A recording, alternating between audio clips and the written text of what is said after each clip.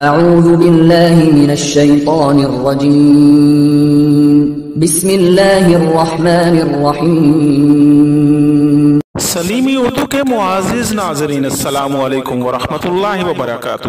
حدیث پاک میں ہے کہ غزوہ ہند یا آخری جنگ سے پہلے شام سے ایک آگ نمودار ہوگی اور وہ آگ یقیناً جنگ کی طرف اشارہ ہے، کیونکہ آج کل کی جنگ میں ہتھیار کے طور پر گولہ بارود، بم اور میزائل وغیرہ کا استعمال ہوتا ہے جس سے آگ نکلتی ہے، تو اس حدیث میں یقیناً اس طرف اشارہ ہے۔ تو اس کا صاف مطلب ہے کہ آخری جنگ سے پہلے شام میں سے جنگ کا آغاز ہوگا۔ اگر اب اس زمانہ کی بات کی جائے تو فلسطین کا یعنی حماس کا اسرائیل پر حملہ، اور اس کے بعد اسرائیل کا فلسطین پر حملہ، اور آگے چل کر شام پر اسرائیل حملہ کرے گا، یہی خبریں زور پکڑ رہی ہیں، کیونکہ شام، اردن اور لبنان اور حماس نے مل کر حملہ کیا، اس لیے اسرائیل اپنا بدلہ لینے کے لیے ان ممالک پر حملہ کر سکتا ہے۔ پیارے ناظرین، آئیں دیکھتے ہیں کہ شام سے اٹھنے والی یہ جنگ کیسے پوری دنیا کو اپنی لپیٹ میں لے سکتی ہے اور ایک عالمی جنگ میں تبدیل ہو سکتی ہے، جس کو ورلڈ وار 3 کا نام دیا جا سکتا ہے۔ اہل نظر علماء کے نزدیک اب امن ناپید ہو جائے گا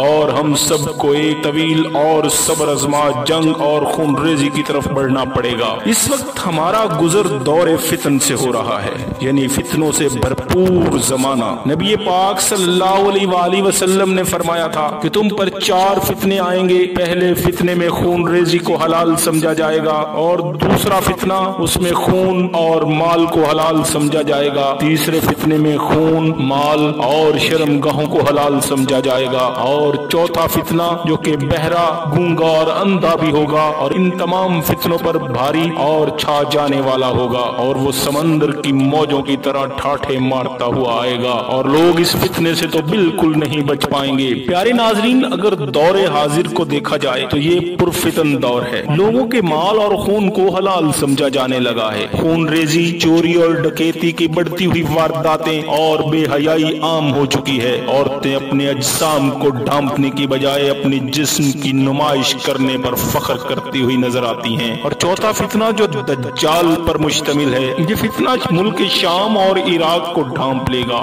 اور جزیرہ نما عرب کو رون ڈالے گا۔ اس ترتیب کو میرے پیارے آقا حضرت محمد صلی اللہ علیہ وآلہ وسلم نے ہمارے لیے اپنی احادیث میں بیان فرما دیا ہے۔ اس پرفتن زمانے کے ساتھ ہی ایک بہت بڑی جنگ ہوگی جس میں حق یعنی اسلام فاتح رہے گا، اور بہت بڑی جنگ کو ہی غزوہ ہند کا نام دیا جاتا ہے۔ حضرت ابراہیم علیہ السلام کی نسل سے 3 مذاہب نے جنم لیا، ایک یہودیت، دوسری عیسائیت اور تیسرا مذہب اسلام ہے۔ ان تینوں مذاہب کے لوگ اس آخری جنگ پر یقین رکھتے ہیں، لیکن بحیثیت قوم اس پر پختہ ایمان صرف یہودی مذہب رکھتا ہے، اور اس مقصد کے پیش نظر انہوں نے ہجرت بھی کر رکھی ہے، اور اسی مقصد کے پیش نظر وہ لوگ تمام آسائشیں چھوڑ کر اس لک و دک صحرا میں ہجرت کر کے آباد ہو گئے ہیں، جہاں پر چاروں طرف ریت ہی ریت ہے، اور چاروں سائڈوں پر اسلامی ممالک جن کو یہودی اپنا دشمن سمجھتے ہیں۔ اور دوسری جنگ عظیم میں انتہائی ظلم سہنے کے بعد وہ یہاں پر اکٹھے ہونا شروع ہوئے اور اپنے آپ کو منظم کرنا شروع کیا، اور ایک خالص مذہبی ریاست کا قیام عمل میں لایا گیا، اور انہوں نے تورات کو اپنا آئین مانا۔ بہت کچھ ہو جانے کے باوجود وہ اسرائیل سے ہلے تک نہیں، وہ اب بھی اپنے مشن کے لیے دنیا کے مختلف کونوں سے یہاں آ کر آباد ہو رہے ہیں۔ یہاں پر ان کا مقصد کاروبار کرنا یا پرافزا مقام پر مال و دولت خرچ کرنا نہیں، ان کا صرف اور صرف ایک ہی مقصد ہے، اور وہ ہے بہت بڑی عالمی جنگ۔ وہ اس بہت بڑی عالمی جنگ کے لیے یہاں پر منظم اور اکٹھے ہو رہے ہیں، اور وہ اس بات پر یقین رکھتے ہیں کہ ان کی حکومت قائم ہوگی اور وہ پوری دنیا پر حکمرانی کریں گے، جس کا مرکز یروشلم ہوگا، جہاں ان کا مسیحا دجال ہوگا، اور وہ ہیکل سلیمانی دوبارہ تعمیر کریں گے، اور اس کے بعد وہ اپنا عروج دیکھیں گے۔ آقا علیہ السلام نے فرمایا تھا کہ قیامت اس وقت قائم نہیں ہوگی یہاں تک کہ تم یہودیوں کو قتل کرو گے، یہاں تک کہ یہودی اگر ایک پتھر کے پیچھے بھی چھپا ہوگا تو وہ پتھر بولے گا کہ یہودی یہاں ہے اور اس کو قتل کر دو۔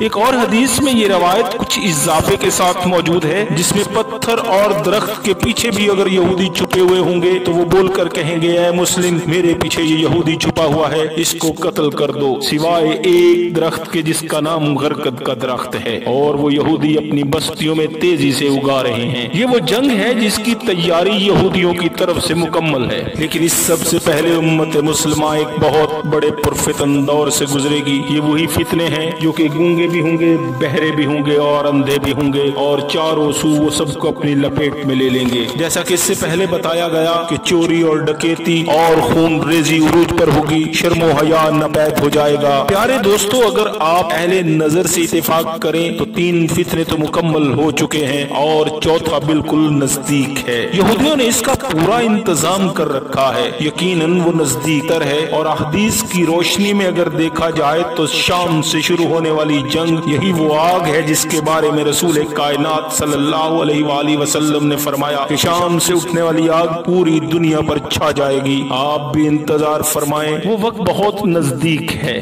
आप लोगों से गुजारिश है कि जो दोस्त इस चैनल पर नए हैं उनसे गुजारिश है कि मेरे चैनल को सब्सक्राइब कर दें और घंटी के बटन को दबा दें ताकि हर आने वाली नई वीडियो आप तक बआसानी पहुंच सके। जज़ाकल्लाह।